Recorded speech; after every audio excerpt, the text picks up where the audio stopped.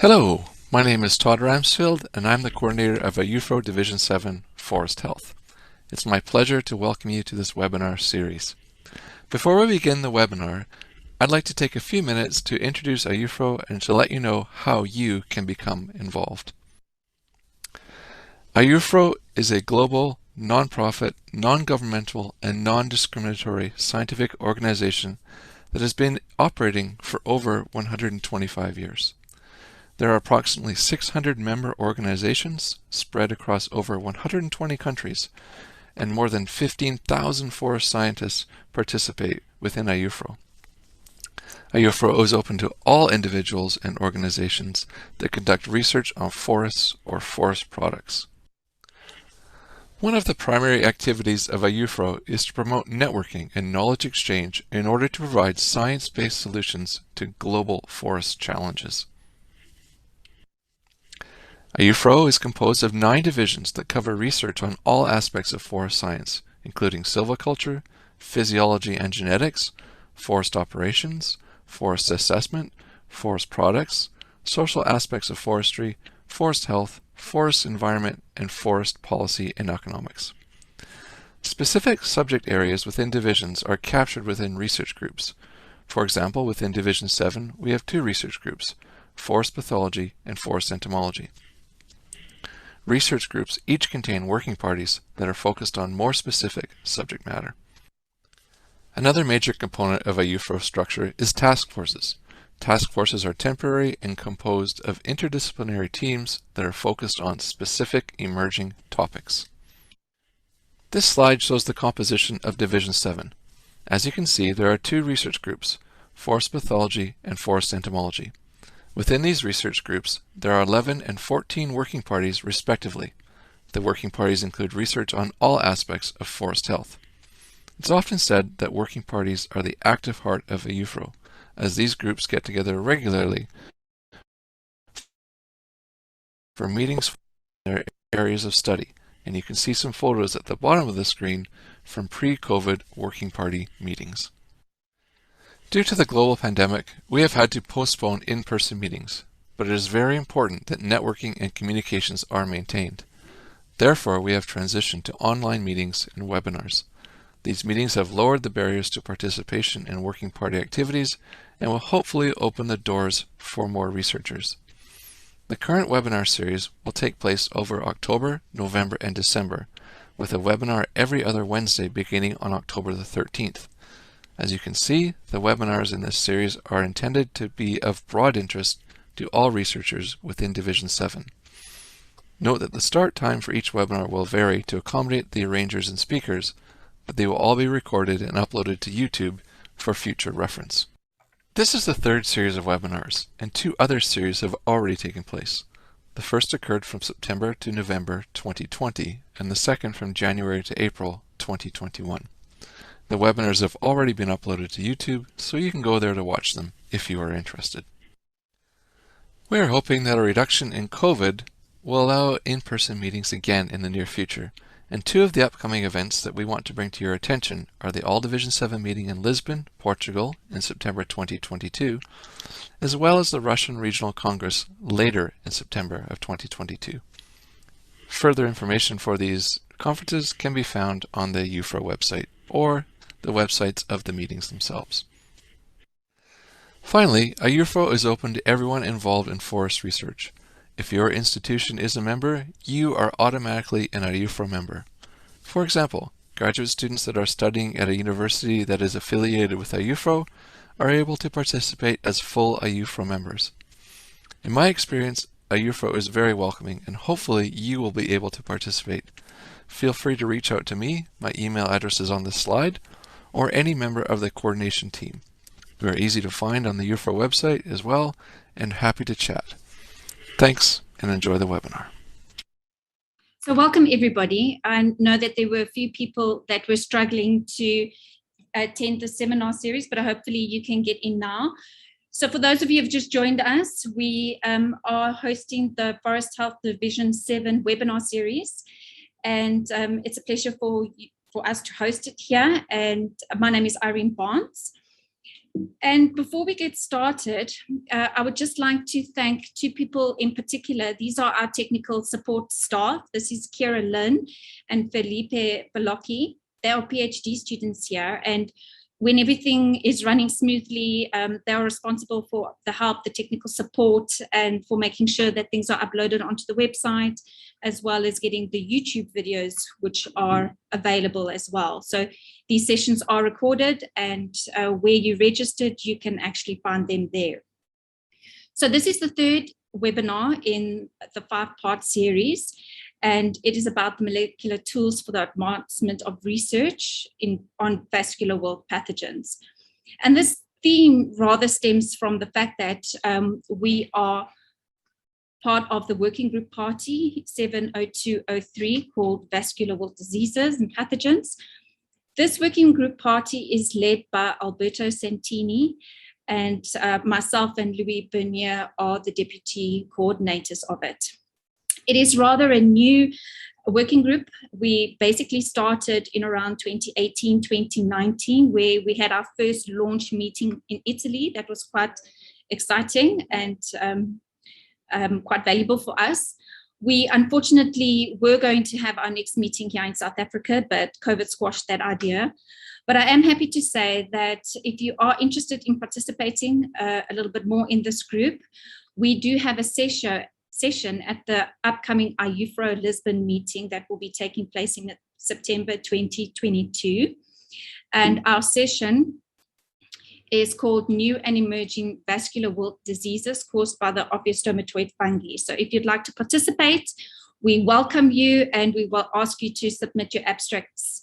And this is available online at the moment. So abstract submission is available up until next March or something, I think. But we'll get back to you on that. But for today, I'm happy to say that we have got 4 speakers in our session, and it ranges from countries from Italy to South Africa to Canada to Hawaii in the USA, so covering a wide geographic range, and also different expertise. So our speakers, some of them are well-known scientists and established researchers, and others are young and emerging researchers. And we also wanted to give the young scientists an opportunity to showcase their work and what they are doing. So we've got 2 that are in the middle of their PhD and towards the end of their PhD that will also be talking in today's session.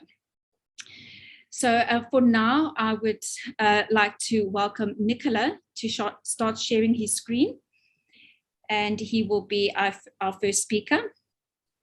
So while he's getting that up and running, I would just like to say that Nicola is a forest pathologist and a senior researcher. He has broad interests that include studying the biology, epidemiology, and detection of invasive pathogens. So he's been working with things like Fusarium and Ceratocystis, Xylella, for example. And as you will see in his presentation, his expertise lie in the development of new molecular tools, mainly based on real-time PCR for the early detection of invasive plant pathogens. So this would be in the field or in nurseries, for example. And you will see that he's also developed portable LAMP assays to detect these invasive pathogens in the field. He's also really interested in the study of plant pathogen interactions by transcriptome and metabolomic analysis. And Nicola, I hand over to you and look forward to your talk. Thank you. Okay, thank you, Irene, and good morning, good afternoon, good evening, and good night to everybody. And in this presentation, I will show some method that we developed in the last years focused on Ceratocystis platani. So the pathogen is an Ascomcetus fungus that is present in Europe, and its native range is from USA, and is the causes of the canker stain disease. It affects a lot of ecosystem in urban and also natural part. The pathogen can be spread by pruning, by terracing water, and also by airborne inoculum. Here you can see the sexual stage of the fungus, the Perithecea and the ascospores, and also the conidial stage that are very important for the spread of this pathogen. So the disease causes several damage within the plant, and here you can see the damage and also the fungus inside the host tissue. And these are the symptoms that you can see cutting a section of a plane. So we have a lot of losses of plane, especially in urban area, and this is a very big problem. So the detection and the prevention of the spread of this disease is very important.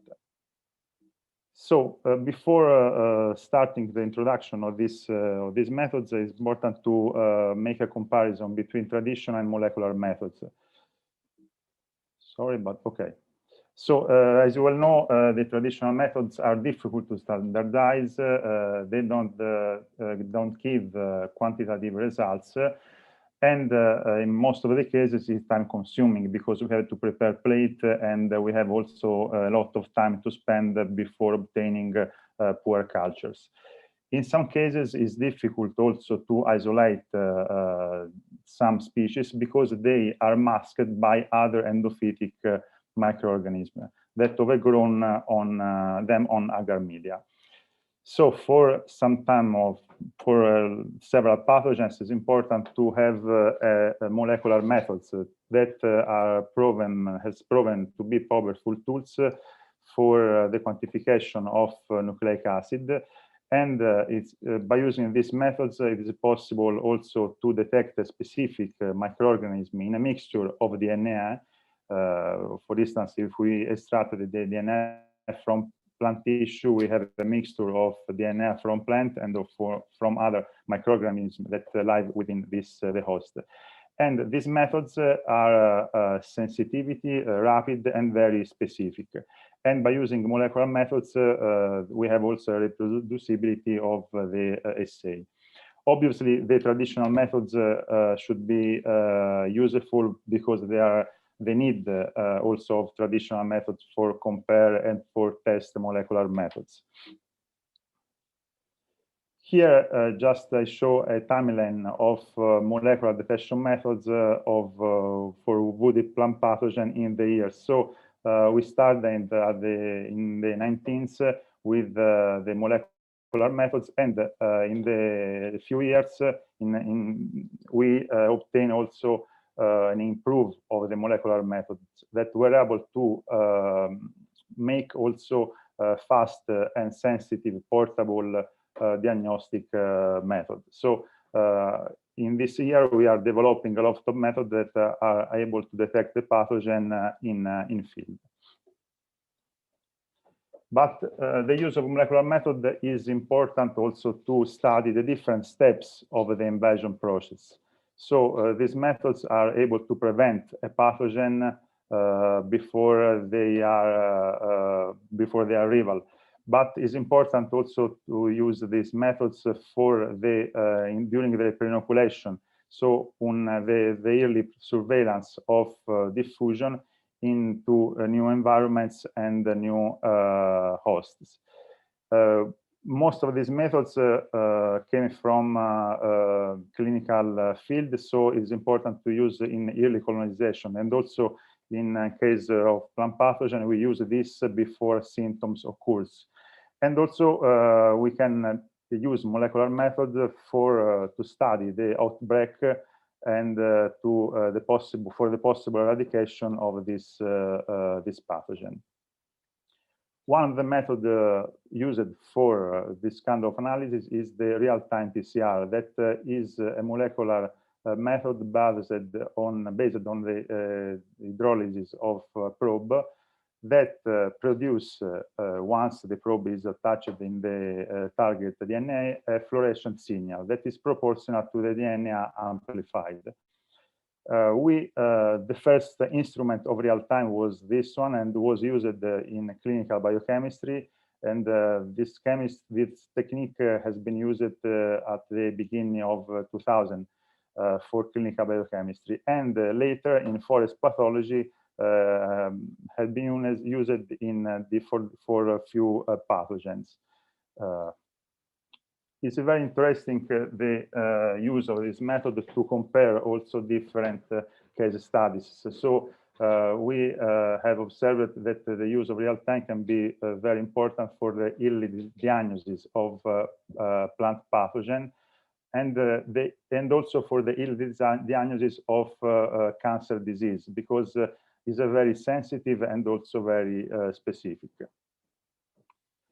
For this reason, we use this assay, this molecular method, for the detection of airborne inoculum of Ceratocystis platani during the sanitation cutting. So this is a brief scheme that I will show later, but with very few steps, we can extract the DNA from traps, and then we can detect the pathogen. Here are an example of the plant with the Ceratocystis, and we place these traps in some street of Florence in Italy, where they are cutting some plants. We designed a specific Tachman probe for the Ceratocystis platani, and we tested the specificity of the assay by using other fungal species. And here is the image of Florence, where we place the traps. In red are infected trees that were cut, and in yellow the traps. So we put all these traps that are formed by aluminum tray with Wattman filter wetted with the TA buffer, and these traps were placed in the star street light. Then we washed the DNA from this Wattman filter, and we extracted directly the DNA. So the real-time was able to detect the airborne inoculum of the fungus that is shown by these curves. Another important result is that by using this trap, we were able to perform also an epidemiology of the pathogen. And we observed that the inoculum dispersal during the sanitation cuts was evaluated about 200 meters from the closest symptomatic tree. So the spread of the inoculum is about less than 200 meters.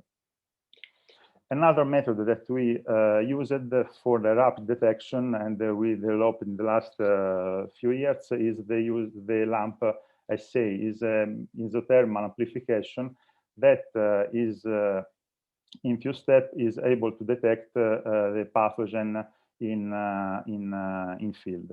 This method has been used for human and animal disease, and also for food safety control. By using this portable assay, we are also able to detect the pathogen directly in field.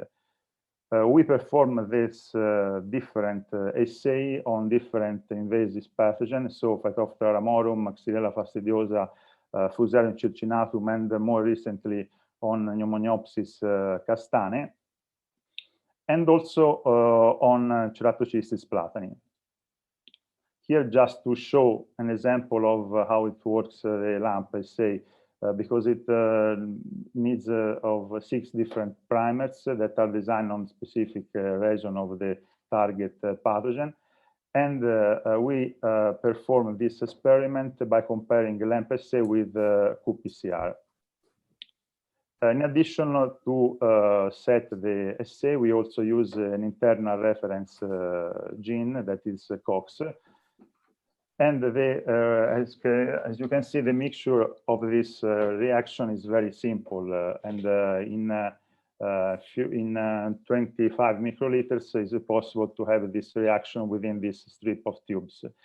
And in 30 minutes at 65 degrees, we have the complete amplification. So the reaction is very fast. So how we works that we perform on Ceratocystis. So we sampling the sawdust of infected tree. Then by using a lysis buffer provided by the commercial kit, we elute a liquid of this buffer in this elution buffer, and it takes approximately 2-3 minutes for the DNA extraction. Then we add these 3 microliters within the machine, and we analyze by using the LAMP assay. And in 13 minutes, we can analyze 16 samples. We were able to detect the pathogen in symptomatic trees, and also the limit of detection is very low. As you can see, here is qPCR, while the obviously the qPCR is more sensitive than LAMP, but for LAMP we are able to detect 0.02 picograms of pathogen. So it's very important for first screening in the field.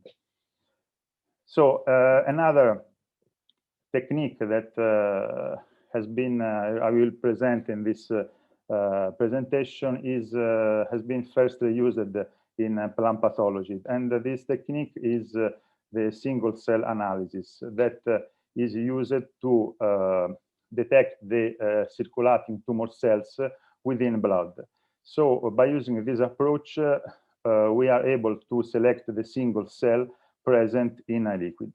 So the deep array system is based by a principle that is an electric field that induces a polarization of cells which are trapped in a stable levitation. So we perform for the first time this analysis on Ceratocystis platani, and we use a poor culture of Ceratocystis platani enriched with a nuclear intercalating dyes, so in a solution, and then we put this solution within this chip. This solution contains a suspension of the pathogen, of the fungus, and is loaded within this cartridge. Then by using this instrument, is called deep array separator, we are able, by using a specific software, to mark the single conidia that we can see in this screen.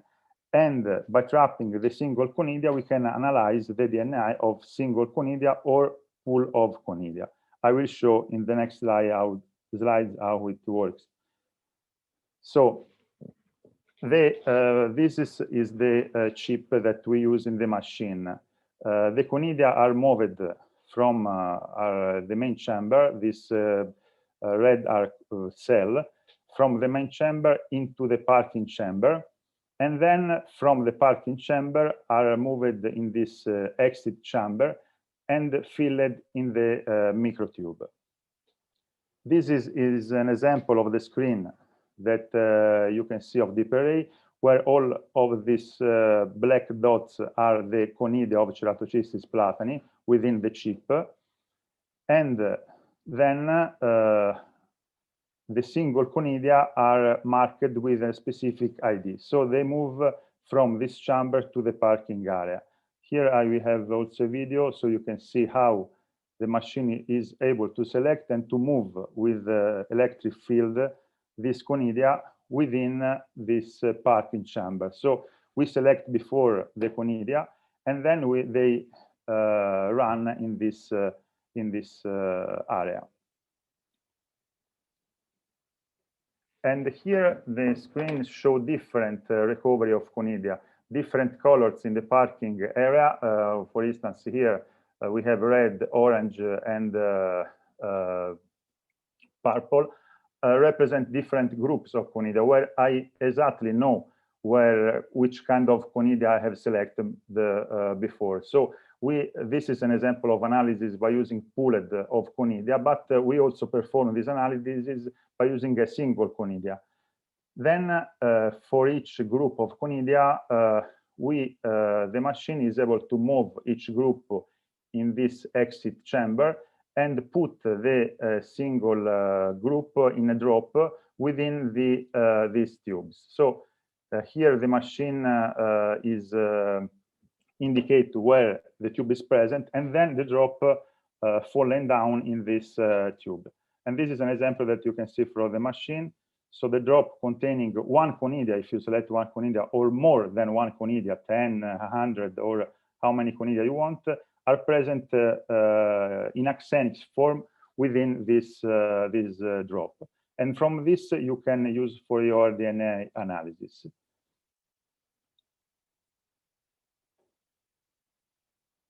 So one, I have isolated the single conidia. We performed the amplification by using a whole genome amplification kit. And we also performed this amplification by using a specific marker that we previously designed with qPCR. And by using the sequencing, we were able to obtain a Ceratocystis platani sequence of a single conidia. So this is confirmed that this method is reliable for this kind of use. And we will use this method by inoculating the plants and by extracting the sap from infected plants. So our future study is this. Then the last topic of this seminar is a brief study that we perform on VOC, volatile substance. So as you well know, a lot of plants produce volatile substance, and also a lot of bacterial fungi that infect plants produce also these microbial volatile organic compounds. So our objective was to measure the blend of volatile organic compounds on different isolates of Ceratocystis platani, and to check if this VOC fingerprints can be used to detect the specific pathogen.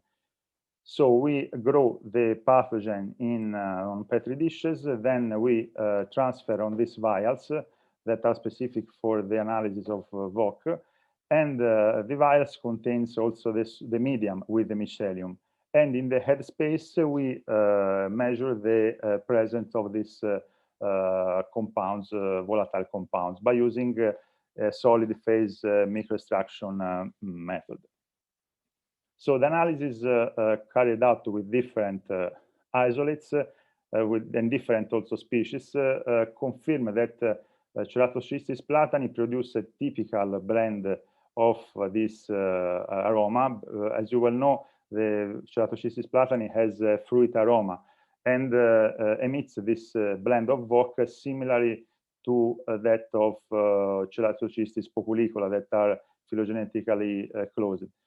But the blend, the percentage in VOC between Ceratocystis populicola and Ceratocystis platani is different. So Ceratocystis platani is mainly characterized by isoamyl acetate and isobutyl acetate, whereas populicola by ethyl acetate and isobutyl acetate. So a different blend of in different percentage. So this is just to show the staff, research staff that was involved in this research. I would like to thank all people that perform this analysis with me, and I would like also to thank the HOMED project that is now going, and also you for your attention. Great, thank you, Nicola. Is there anybody who would like to ask a question? So Brenda says, what region of the genome is the LAMP assay based on? We designed the gene, the LAMP assay on ITS sequence. Okay, great. Kira, would you like to unmute and ask your question, please? Sure. Hello. Hello, Nicola. It's absolutely wonderful to hear your talk. I'm actually really, I need to change my background. So my question is, for your qPCR, did you do absolute quantification? So Kira's asking, did you do absolute quantification of samples or simply presence and absence of the pathogen? By using real time, you mean? Yeah, on your qPCR, yes. Yeah. So we are arrived to 0.005 picograms per microliter with this pathogen. Oh, okay, perfect. Yeah. Okay, great. I think there are other questions in the chat, and we will answer them in the discussion period after all the talks. So now, thank you, Nicola, for that. And we will move over to Frances. Frances is one of our talented young researchers at FABI. She has been with us since her undergraduate, where she did a mentorship program with us. And she's currently now doing her PhD with us.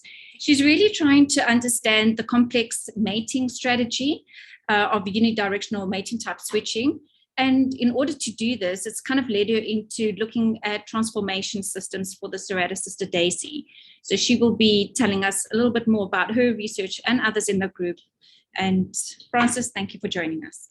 Hello, everyone. I'm Frances, and today I'm going to be talking about the transformation systems that we've been trying in the Ceratocystidaceae within the research group that I'm a part of. So just in brief, transformation systems are the techniques that we use in order to introduce foreign DNA into a cell, and then the eventual hopes that this will be integrated into the genome where we can do then genetic modifications.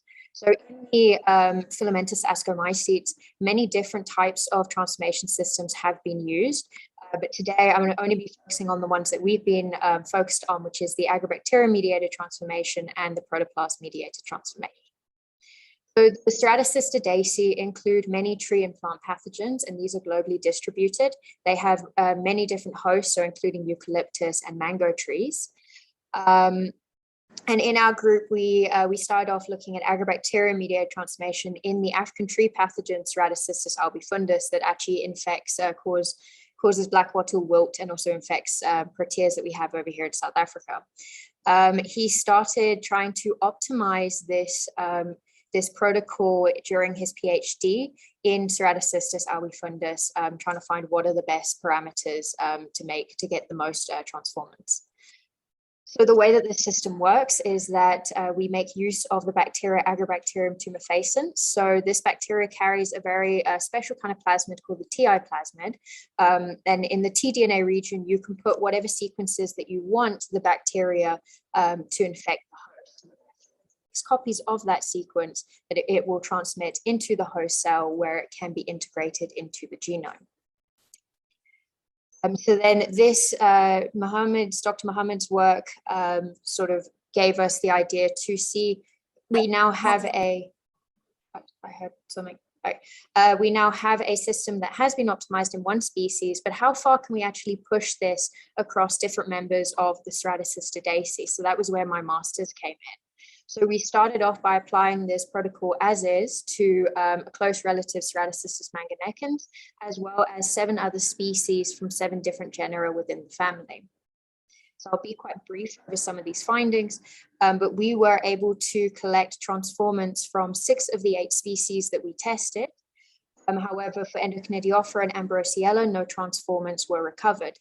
As you can see though from this tree, it doesn't look like there's a link between the phylogenetics and the pattern of the transferability of this technology, but could rather be something to do with their differences in biology or physiology. So here you can see are the plates where you actually have the transformants emerging. So in Ceratocystis albifundus, the one that it's been optimized for, you can see very many colonies appearing on the plate, and they're quite small, whereas the other ones, we tended to have very few colonies coming through, and especially in the case of the Calaropsis, Berkeleyomyces, and Thelaviopsis species, where we only had 2 or 3 transformants that we could recover. But this work at least provides a benchmark for future studies for anyone looking to do agrobacterium-mediated transformation within members of the Ceratocystidaceae.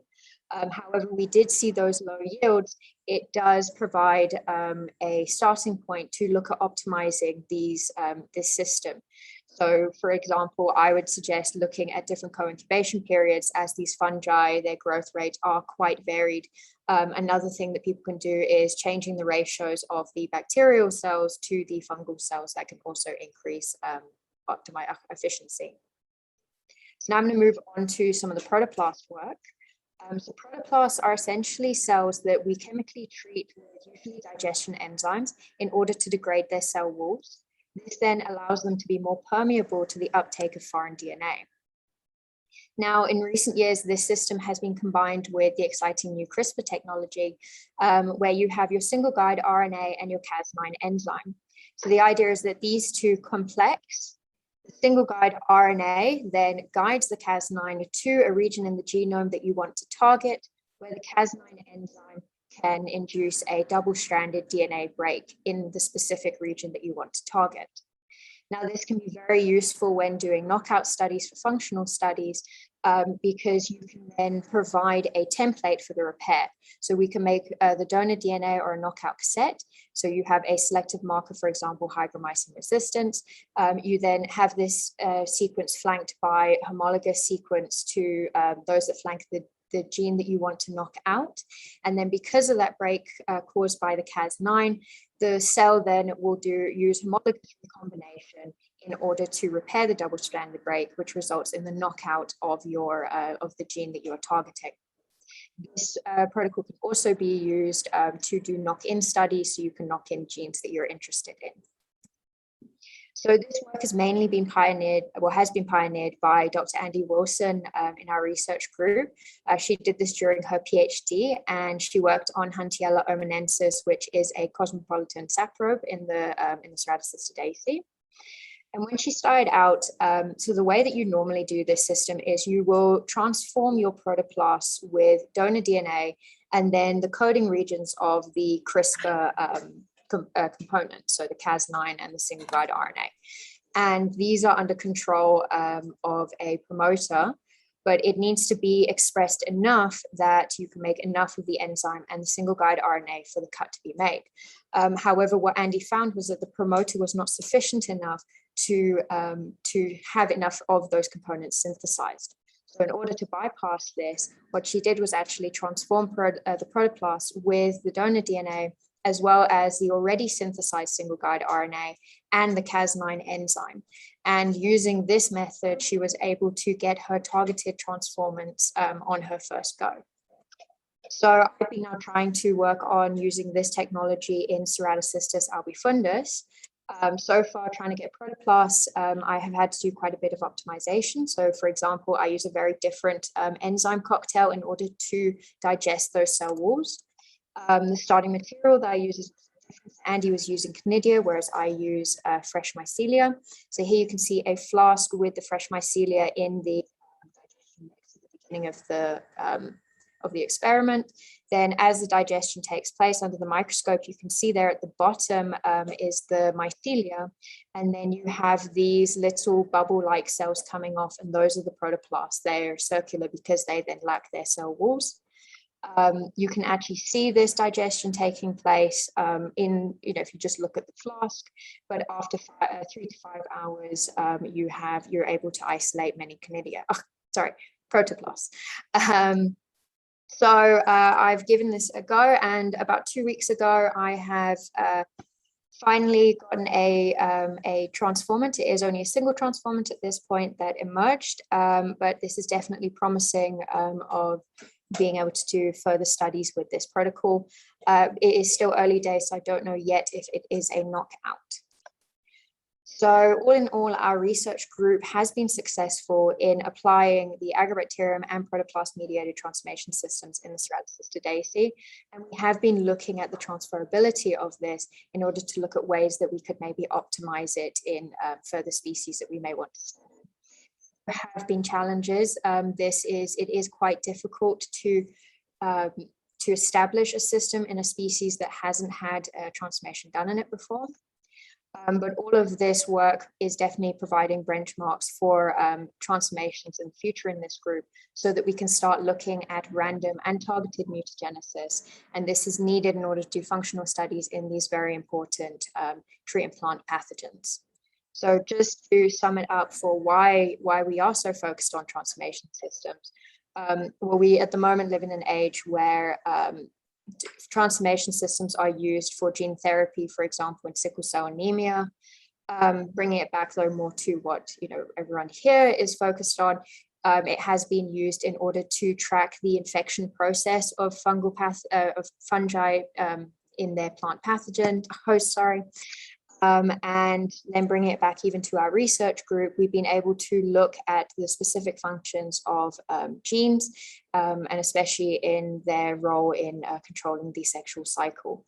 So with that, I would like to acknowledge Dr. Andy Wilson and Dr. Mohammed Sayari, my lab mates, my supervisors, and my funding bodies.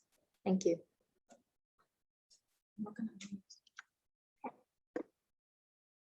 Right, thank you, Frances. Interesting talk. I don't think we can hear.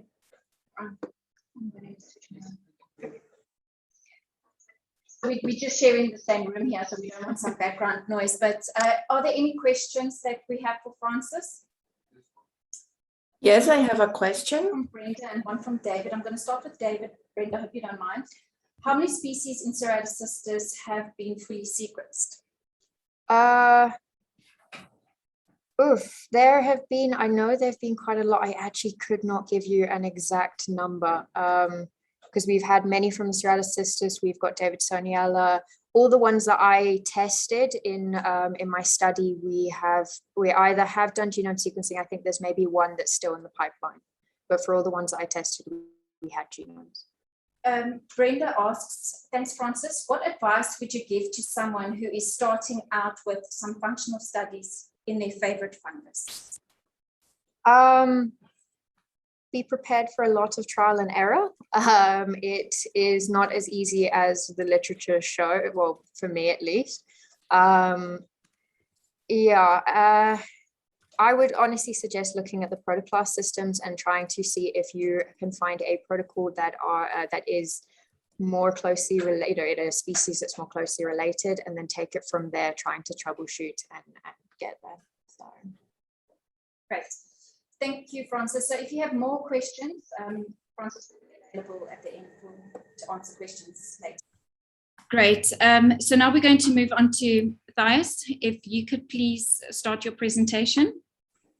Okay. And Thais started off her studies in pharmacy, but then saw the light and did a swap into academia where she completed her master's in cellular and molecular biology, and this was in Brazil. And in her master's, she worked with the development of knockout and knockdown techniques for functional analysis in entomopathogenic fungi. Currently, she is doing a PhD in fungal genetics at the Department of Forest Sciences at the University of Laval. So thank you, Thais. We look forward to hearing more about your talk and your research. So I'm going to start, and thank you, everybody. And today I'm going to present this work about functional analysis of Elm-Ophiostoma interaction. So I'm going to start to talk about the pandemic caused by Dutch elm diseases. And it caused by a fungi, Ophiostoma omai, that spread for all Europe about 1920. And through wood importation, I arrived in North America. And about 1960, we are going to see a new and more infective species, Ophiostoma novo-umai, in two species, novo-umai, and novo-uva umai americana. And talking a little bit about the life cycle of this fungi. The Elmsback bark beetle, the spore of this fungi attached to the exoskeleton of the elm bark beetle, that it's going to feed themselves in the beginning of the summer in the elm trees, and it's going to give access to the spore to enter inside the tree. And the spore is going to develop inside the tree in two different forms, spores and also mycelium. And then the tree, the leaves of this tree is going to start to be yellow, and then they are going to fall off. And in about a couple of weeks, this tree is going to die. And this tree is going to attract more insects, more elm-bark beetles to go inside the tree for the reproduction. And this elm-bark beetle is going to build galleries inside this tree. And in this gallery, we are going to see this structure for the fungi. This structure is going to produce more spore that's going to attach more insects, and we are going to see the restart of the cycle. So in our lab, we developed the study of transcriptional behavior of the fungi and also the tree. And the goal of this work is unravel which genes are involved in the pathogen-host interaction in Ophiostoma and also the Humus americana, the elms tree.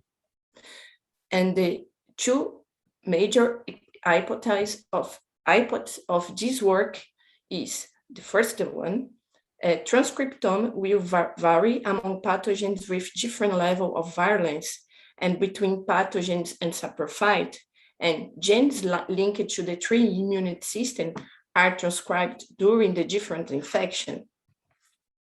And for that, we made an inoculation of a spore solution in the elm tree, in 2-year-old elm trees, with 7 different strains. The first one that we used, it was Ophiostoma humai. It's a moderately virulent species. And then Ophiostoma novo humai is a very virulent species. And we use Ophiostoma novo humai delta OGF1 is a mutant that we made in our lab. That is a deletion in GF1 transcription factor. And then we use two species of Ophiostoma novo humai, Americana 1 and 2. And Ophiostoma ima humai, you use 2. It's a fungi with natural balance with Himalaya elms. And we use Ophiostoma quercus, it's a saprophyte species. We made with all this experiment with controlled temperature, humidity, and light control in growth chamber in University Laval. So all the inoculation we made in 4 repetitions in 2 different times, 3 days post-infection and 10 days post-infection. And then we did all the extraction of RNA for the complete material, the stem and also the fungal, and the RNA sequencing. And then we mapped it against the reference genome of the tree and also of the fungi. And then we did the data analysis. This first picture is a global result about the transcriptional behavior of the fungi.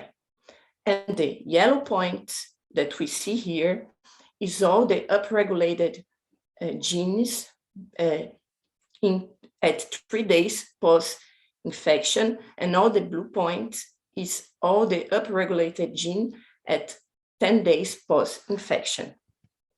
We did the same thing with the transcriptional behavior of the tree, and what we see here, the head point, is the upregulated genes at 3 days post-infection, and the blue one is upregulated genes at 10 days post-infection.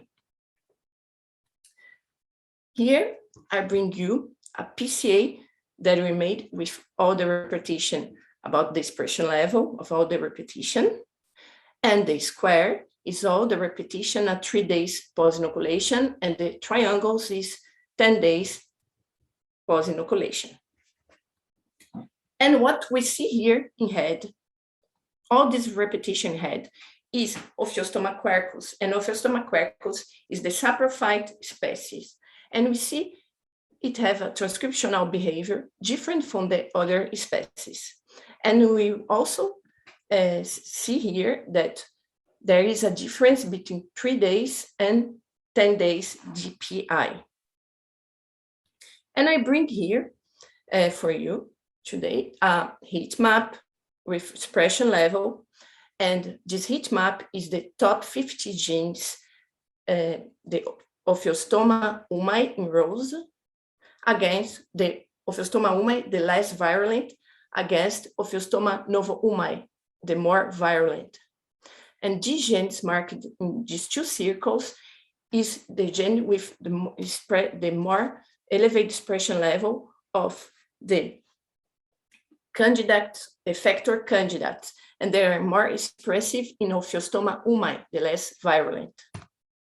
And here I bring you also another heat map with the top 50 genes with Ophiostoma novo umai against Ophiostoma mutant, OJF1 mutant.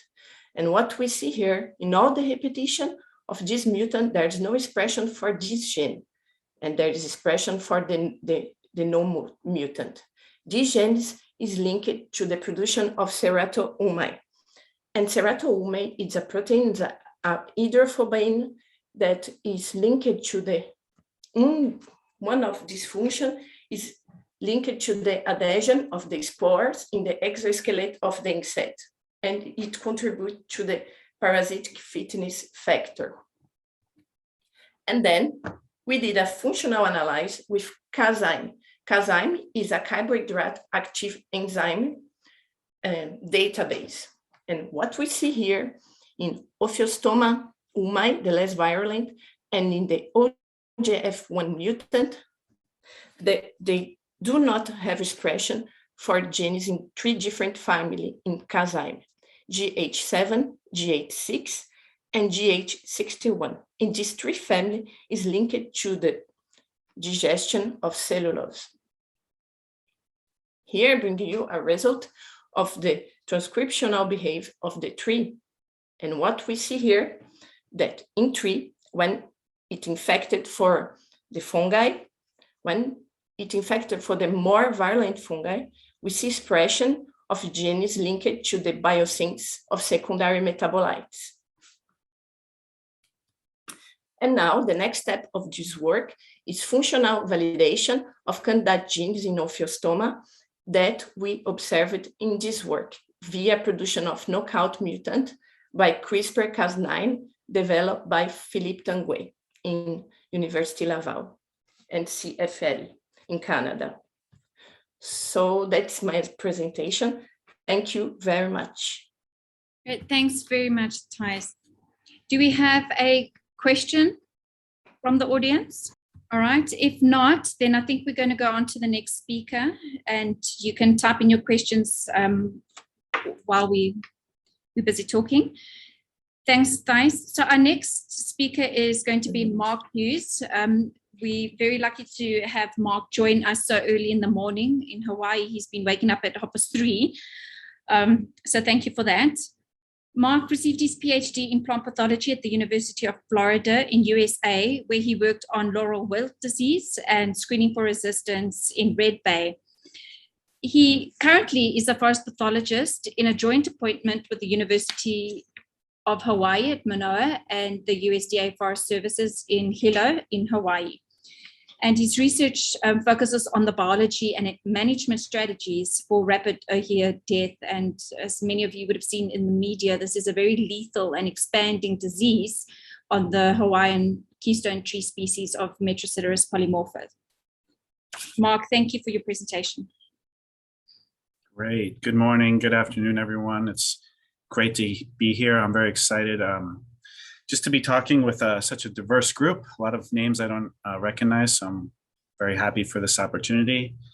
And today I'm going to be talking about diagnosing and managing rapid ohia death, an emerging threat to native Metrosideros trees of the Pacific. So this talk is a little maybe less molecular heavy, but I'll be talking mostly about the tools used for managing this disease on the island and then getting to the molecular side on the end. For those of you that aren't familiar with ohia, ohia is the most dominant native tree in Hawaii. It's the most important tree, essentially. It's endemic to Hawaii, and like the name polymorpha states, it's highly variable. So you can have at certain elevations very small dwarf trees, and then in lower elevation sites with lots of rainfall, you can have canopy trees with diameters of many meters. So it's quite a variable tree, and it occurs throughout the islands at various different elevations from sea level to very high altitudes. And it is, again, it's a keystone tree. It supports many native and threatened endangered bird species here in Hawaii, like the honey creepers. And then it's also a pioneer species. So this is the tree when lava goes through and clears out some land, that these are the first trees to germinate and sprout. And those sproutlings eventually make way for the transition of the land into barren land into forest. So it's a very important tree to the ecology of Hawaii. And this is again showing just some of the beautiful flowers that this tree is known for. So to talk about Rapid Ohia Death, it's a disease that affects ohia trees. So initially there was a mortality was occurring around, let's say 2010 to 2015. This mortality was being noticed, new and unusual mortality. And it was initially found through researchers at Lisa Keith's lab in Hilo, Hawaii, and then Forest Service in Hilo. They did some investigations, dissections, and they isolated a species of Ceratocystis. And then from there, they got involved with Irene here at FABI, Thomas Harrington, who's at Iowa State, Ceratocystis specialist, at trying to identify what fungal species they were. And surprisingly, it was found that there were 2 fungal species involved with Rapid Ohia Death. So it's actually 2 species involved. The first was Ceratocystis lucrohia, which is a member of the Latin American clade, and it causes a disease, a more specific disease called Ceratocystis wilt of Ohia. And this work was done with a Forest Service pathologist, Jennifer Jeswick, Lisa Keith, and I. And we know that there's 2 fungi involved with Rapid Ohia Death, but each of these fungi was associated with a little bit of a different symptomology. So we inoculated trees in the field and dissected and really tried to tease out what are the differences between these 2 diseases. So that's where these disease names came out. So again, Ceratocystis lucrohia is a member of the Latin American clade, and this really causes a systemic vascular wilt disease. And this is really the fungus that is involved with that very high mortality rates and spread across the island. On the other end, you have Ceratocystis huliohia, which is part of the Asian Australian clade, and we're developing the manuscript right now, but this causes a disease we're calling more of Ceratocystis canker of Ohia. So this is not a vascular wilt pathogen, and it creates more of a stem canker that can cause dieback and mortality in certain cases. But both are Ceratocystis species, and we think they colonize and enter the tree the same way, which would be through branch and stem wounds and wounds to the lower bowl of the tree. So just to fill in on some of the visuals, you can see here Ceratocystis lucrohia, the more aggressive of the 2 pathogens that can cause this entire complete crown wilt. You get this vascular discoloration that is very characteristic of these systemic vascular wilt diseases. Progresses and the tree is moribund. The fungus can be dead and dying. Trees are ohia. There is one standing one, so that's always something to keep your eyes open for natural resistance, but it's a very devastating disease. Ceratocystis huliohia, on the other hand, is again, it's less aggressive and it causes this more, what we're calling a xylem canker. So these are 2 inoculation points, cross section.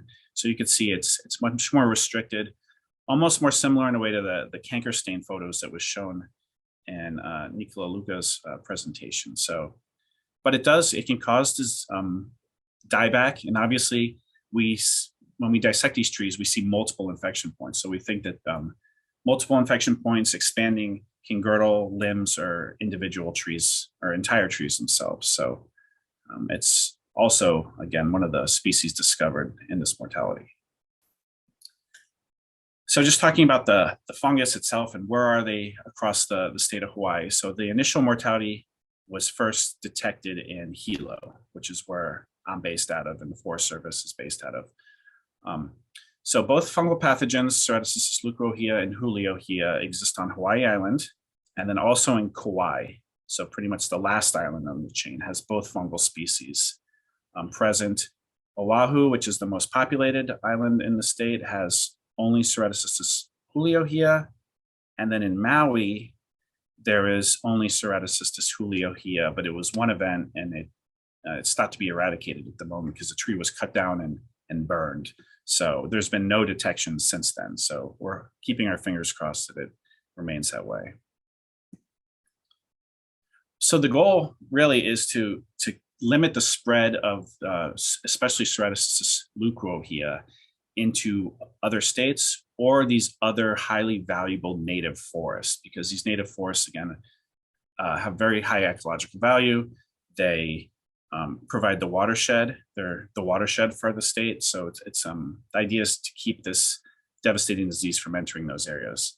So really from here, I'm going to talk about just how the whole system of how we detect the fungus, the technology is used, all the way to the diagnostic part. So it starts with monitoring. And a lot of that comes from land managers, citizens saying, you should check out the site. We see this mysterious mortality occurring. But it's also done through aerial monitoring. So helicopter flights that occur twice a year across all the Ohio forest state. And then that's followed up with site visits and sample collection done by state and federal collaborators of ours. And then that data gets put into our ROD data management system, and then diagnostic samples are processed.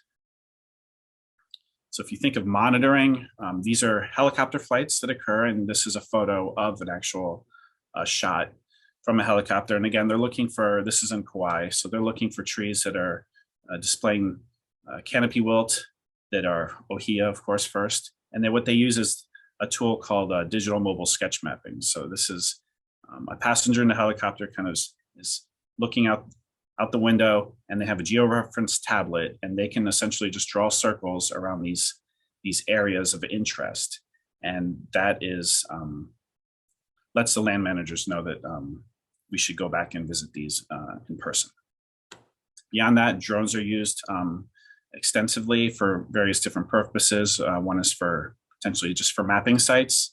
Another is for epidemic monitoring. So we have a study going on now looking at several different sites across the landscape and seeing how these, the pattern of mortality across these sites to see what are the similarities and differences between sites. And then lastly, the drones are also used for the field crew for very practical purposes of, again, if they're going to visit these sites or these trees in particular that were noted from the digital mobile sketch mapping, they can put the drone in the air that same day and help them actually locate the trees in particular, because obviously the bird's eye view is much more helpful for finding these trees on site for sampling. And this is work that's continually evolving. Right now, I wanted to highlight this work from Ryan Peroy's lab at University of Hawaii Hilo, where they essentially are taking an array of cameras and mounting them to a helicopter and using a very high fidelity imagery. And with that, they kind of developed a canopy rating system to show confidence that these trees are in fact infected with Ceratocystis and Rapid Ohia Death. And then they coupled that with diagnostic PCR to really test their accuracy. So here, I'll just go through this quickly. You can see that there's their categories, and their criteria is it an Ohia, yes or no, and that gets a point score. The condition of the canopy, from brown being the easiest to determine to full white skeletons, where all the leaves, it's defoliated and now the fine branches are falling apart. And the canopy coverage. So if they, from this site, if they had a what's called a high confidence score, the diagnostic tests were 98% matching. So it's a fairly good visual to diagnostic congruence here. But that it was on 3 of 4 sites. So there was a 4th site with an unknown cause of mortality, and that really highlights the need for these follow-up diagnostic tests. Even though you can have a lot of confidence, there are unknowns out there of causes of mortality. So you do need to follow up with diagnostic testing. And then just quickly, just to talk about, there's a lot of spectroscopy going on, looking at remote sensing and multispectral sensing. And there's 2 groups in Arizona, a group in Arizona State University and University of Hawaii Hilo that are also looking at this. So going back to the flow, once the suspect trees are known, GPS coordinates are taken, the ground crews are sent out, and there was an app developed for the data management system. And this is the app where when samples are collected, all that site information, the app is georeferenced, goes into the form, and then samples are taken, which are generally drill shavings or hatchet chips. And that electronic form and the samples are sent to the diagnostic lab, and then the results will get uploaded back into the data management system. Know if it's Ceratocystis infection, but in reality, there's a lot of, sometimes it's hard to tell if this is staining of Ceratocystis leucohea. No problem. Okay, so visual symptoms, they can be unreliable. For fungal isolation, in general, we use carapating. It works very well for wood chips, ambrosia beetle frass, and soil. But really, the main way for definitive species ID between Ceratocystis leucohea and Juliohea would be through molecular tests. So there's, I'll go through those right now. So the main molecular diagnostic assay that is used for these samples that are submitted was developed by Wade Heller and Lisa Keith from the ARS and Hilo, and that targets the ceratoplatin gene. And this is a multiplex qPCR assay. So it distinguishes between Ceratocystis leucohea, Juliohea, and then there's a Mertasier specific internal standard control, which just allows us to know that the reactions were run smoothly and there was no inhibition of the samples. And this is used, again, mostly for wood, ambrosia beetle frass samples, but we also use it for cultures. If we have an unknown, it allows us to determine the species.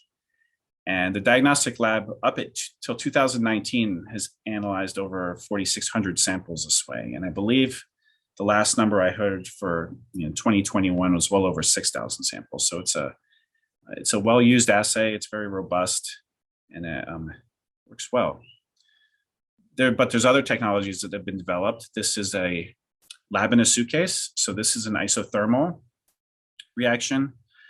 It's not a lamp, but it uses this recombinase polymerase amplification method. And this one is targeting the ITS gene. So again, it's sapwood shavings or ambrosia beetle frass. And this is the photo to the right is showing it in the field. So this has been used in the field to help the crews, because a lot of times these sites are very remote. So you can't drive to them within one day and come back quickly. So the idea was that this system was used to help the researchers target what areas to use. So they'll take samples right away from trees and run them.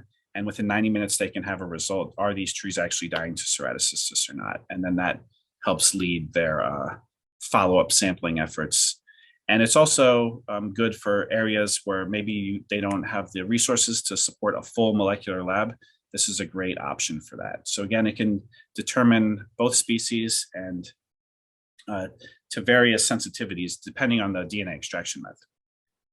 And there's other molecular assays in development. So there is a qPCR assay for the ITS locus. So this is really good for samples with low amounts of fungal material, because this is a multi-copy gene.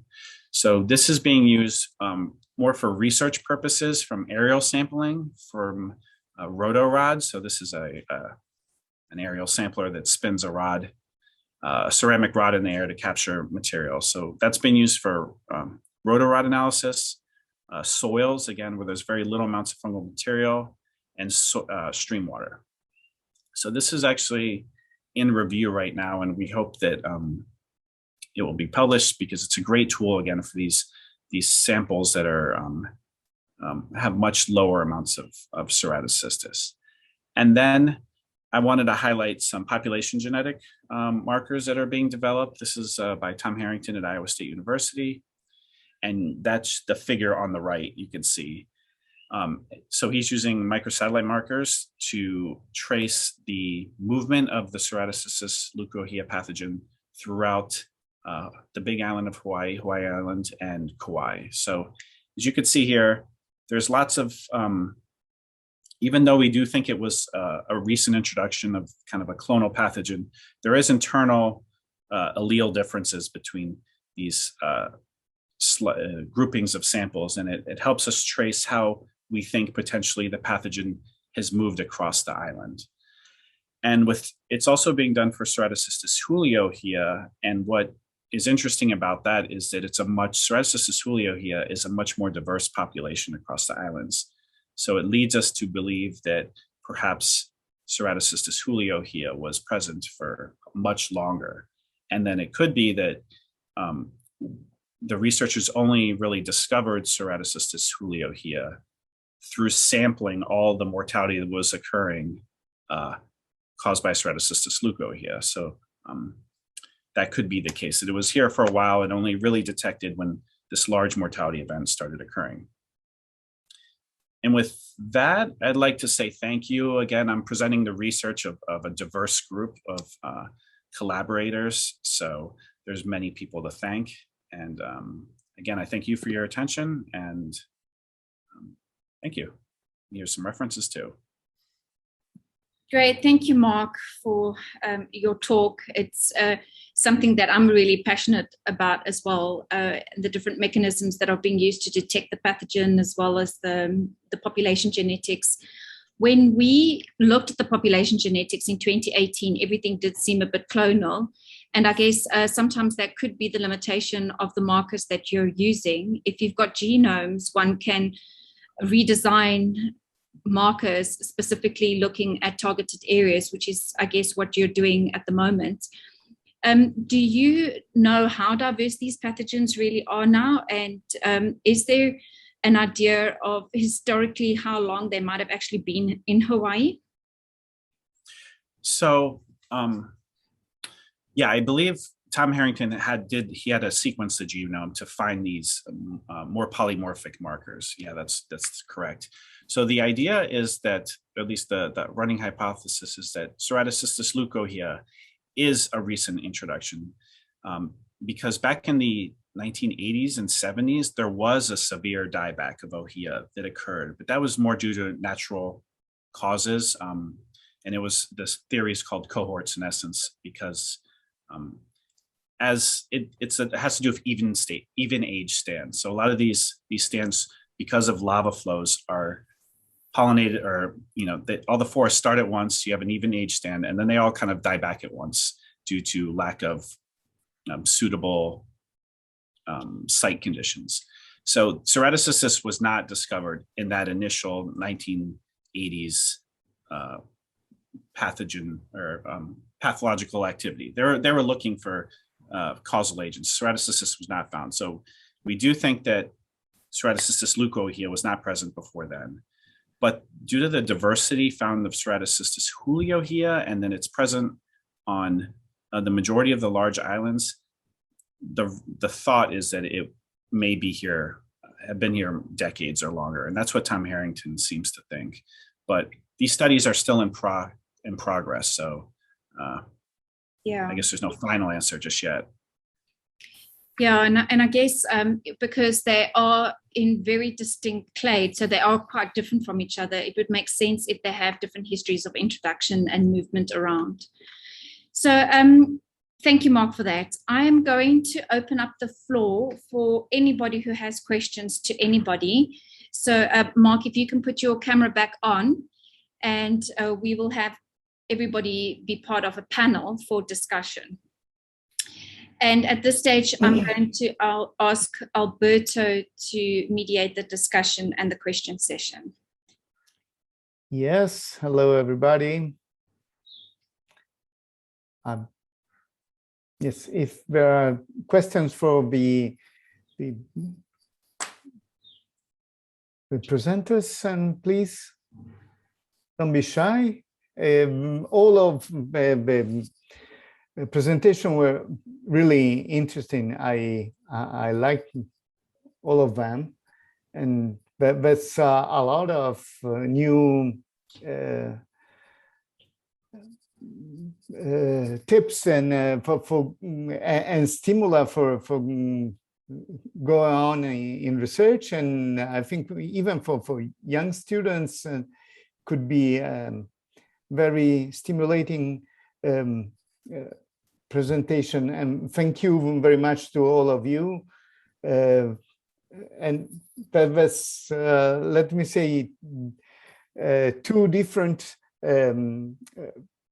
way of approaching the problems. One is more practical by Nicola and Marc, and the other more theoretical by Francis and Thais, and it is both very interesting. Well, I saw that there are two raised hands. Please, Mike and then Todd. Do you think I was before Todd? Todd, I hope I wasn't. I'm not taking your space.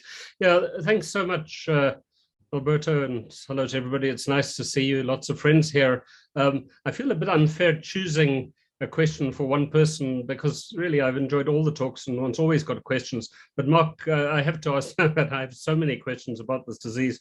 The one question in my mind at the moment, and thinking about the spread of, well, both pathogens, but let's take a look here, has to do with potential other hosts. I mean, is there any, so Metrosideros is Myrtaceae, there's lots of Myrtaceae there as weeds and other things. Have you done any tests to look at alternative hosts to the pathogen, or both pathogens for that matter? Hi, Mike. It's good to see you. Nice to see you too. So Lisa Keith, so she's the, I worked in her lab at ARS, Agricultural Research Service in Hilo, and she has been doing host range studies, particularly focused on other agricultural crops in Hawaii, so other agricultural tree species, and some forest species too, other Myrtaceae, within the Myrtaceae. And really there's not been found anything really concrete that it can cause disease in other hosts. There's been no other symptom development occurring in these other inoculated hosts. So as of right now, there's no real indicator that this fungus can kind of jump to new hosts in the area. So I'm just going to tag in there. Miriam asks, Marc, are the Ceratocystis species in your study close to other species that can affect species of the same genus? So I guess that's also another host question. I think that what is very interesting is that in a phylogenetic sense, Lucli ohia is really closely related to Ceratocystis platani or platani, and that Ceratocystis is very host specific. So it looks as though the Ceratocystis species are actually becoming very host specific. I don't know if you want to comment about that.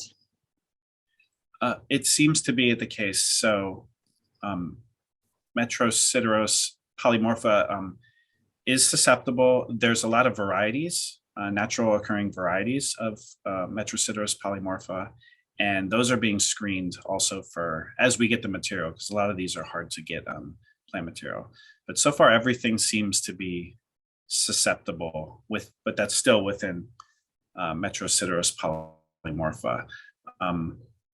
We have tested some, and this is Lisa, I'm saying, some New Zealand Metrosideros. So I believe it's Metrosideros excelsa, and I'm not positive of the results of that, but I believe it's not as susceptible as Ohia.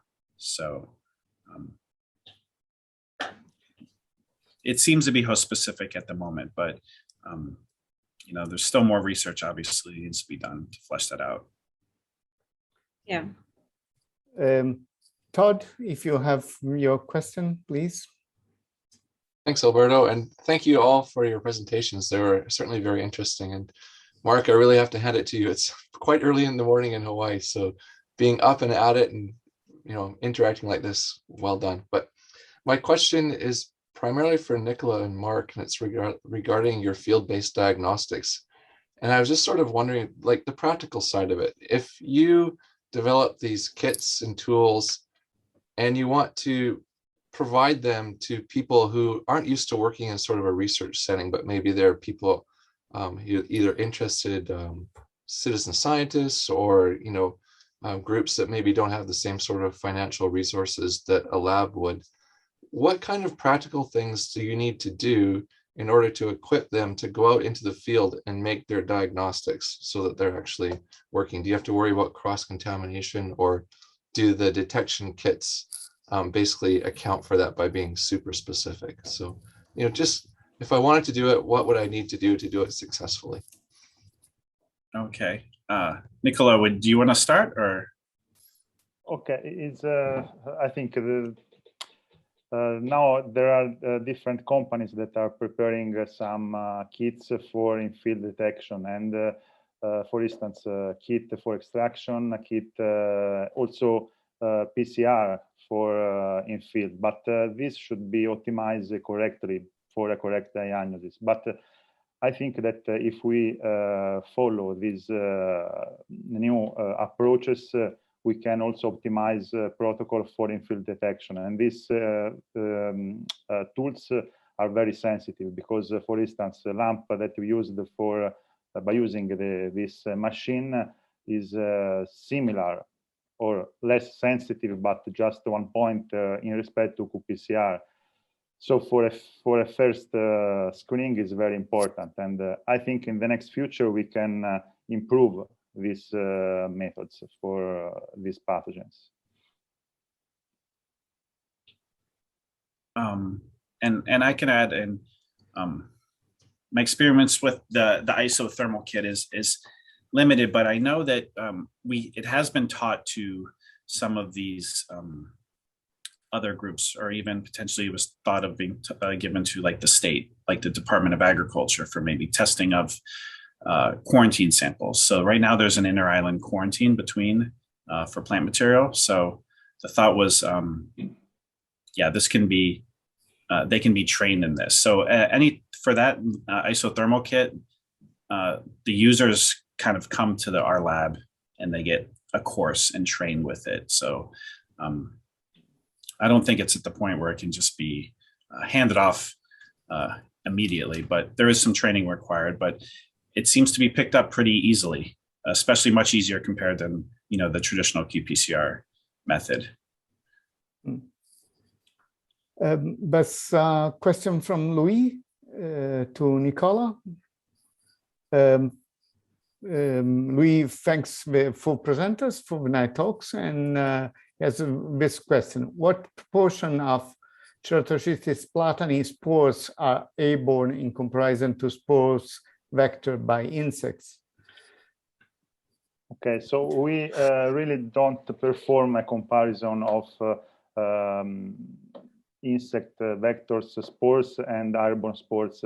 The work that we performed was the airborne during the sanitation cutting. So during the cutting, sawdust were dispersed within, together with spores, but we don't really know how many spores were dispersed in this test. We perform an experiment in vitro by using a serial dilution of the Ceratocystis platani spores, and we have seen that the qPCR was able to detect less than 100 spores per microliters. And at the moment, we don't have experience with the insect vector, but it would be interesting for to test this.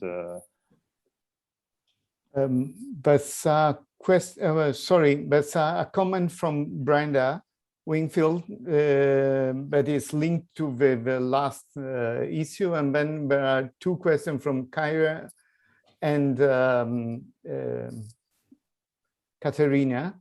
Brenda said, we have been using the Genie2 with some other pathogens, and it's very easy for anyone to use, but the reactions are very specific for a single species. Is it your experience, Marc and Nicola? Yeah, I mean, it should be optimized for the specific pathogen, and by using Genie2, we have the advantage that you can see the amplification, but also the melting curve. So even if you have closely related species, you can check the different peak and understand if the pathogen is, the method is good for your target pathogen. But obviously it's quite complicated for very, very strictly related species. But in our experience with the isolate that we tested, we don't have this kind of problem. Oh, so if I could just interject there, Alberto. I mean, it's one of the discussions we've been kind of having and going in square circles on is a lot of these, and that's what I'm saying, is these tests are specific for a species. So at a certain level, you kind of find what you're looking for, which has the downside of the fact that you might miss other things. So that's part of what I've been trying to say. And then on the other hand, Brenda, because if you're targeting the ITS gene region, it could be amplifying other things that are not your targeted organism, especially in cases like Luchi here, for example, you've got two different ITS regions. So you'd have to make sure that your tests actually can pick up both of those if you're doing ITS amplifications. Ceratocystis or the platinum gene as well. Marc, do you know how specific it is, and can it actually amplify other species? I guess Nicola can also add in on that. And I know Katerina wants to make a comment, so she might want to also add into this whole conversation. No, my question was related to something else. So okay, please go ahead and keep discussing this. So for the specificity of the Ceratoplatin test, I know they did screen it against a variety of other Ceratocystis. There's a, but I think they mostly focused on ones that were that have a history of being in Hawaii. So Ceratocystis fimbriata, and then there's a kind of an undescribed or maybe it was recently described Ceratocystis of Taro, which would be in the Asian Australian clade.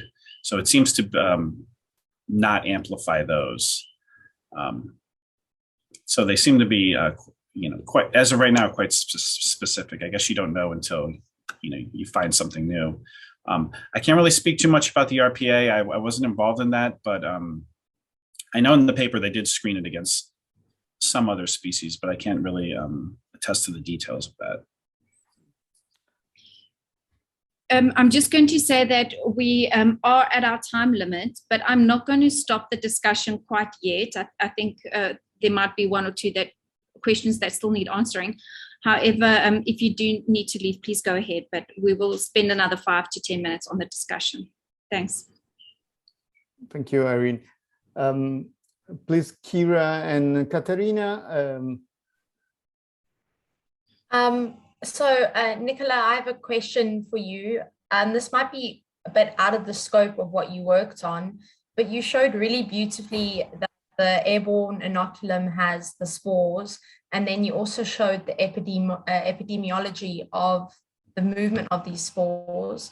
Did you do any work in which you kind of went back a step and looked at pathogenicity trials of what concentration of spores can kind of cause infection? So did you do any pathogenicity trials with serial dilution of spores to kind of see how many spores are needed to actually cause infection? So I have checked on all the work of Tom Harrington, where in the previous study he performed inoculation, and I think they found less than or around 100 spores to cause infection.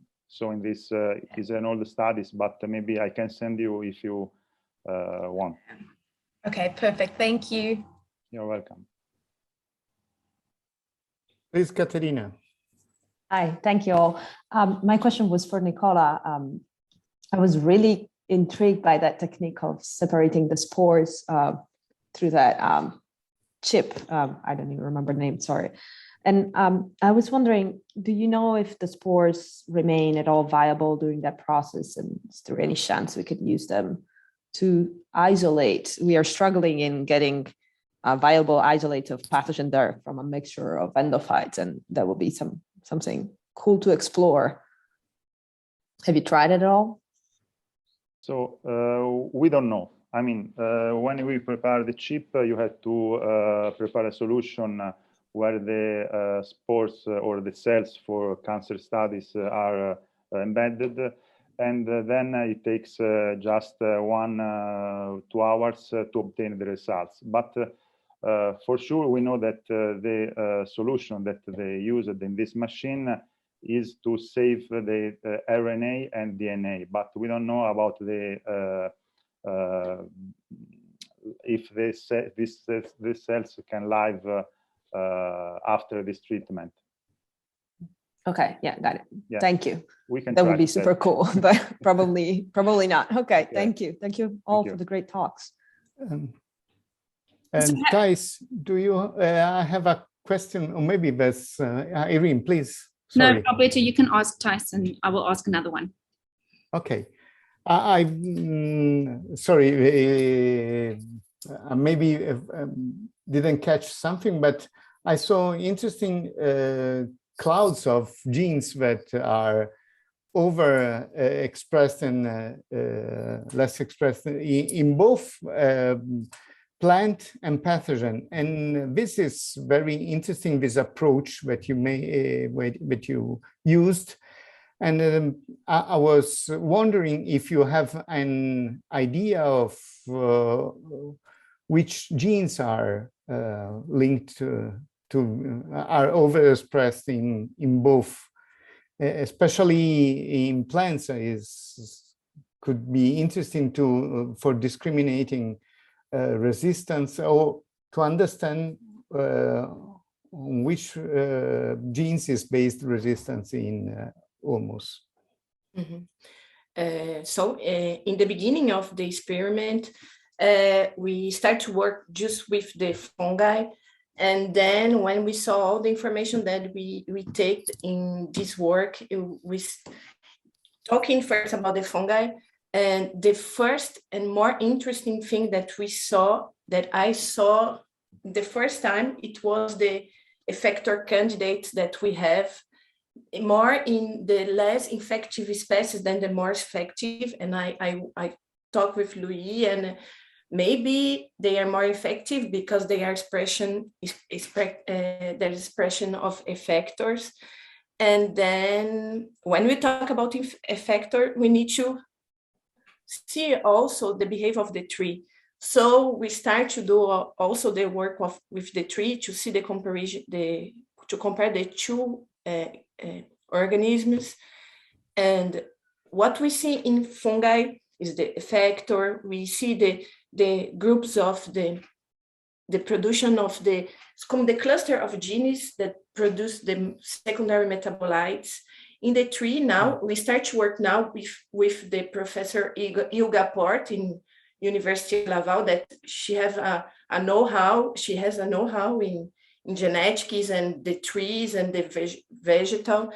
And we are looking for the genes linked to the immune system. And what we see in Ophiostoma, for example, when we see the died tree, when we open the tree, we do not see a big wounding site.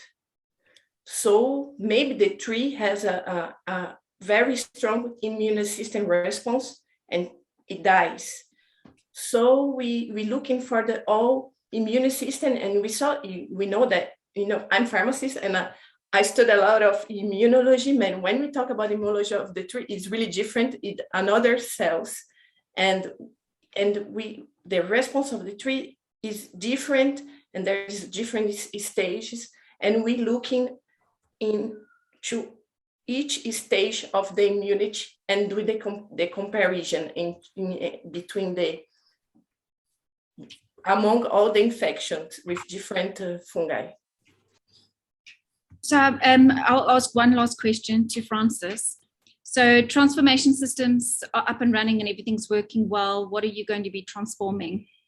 Well, as Irene said when she introduced me, I'm focusing on mating strategy, so specifically unidirectional mating type switching.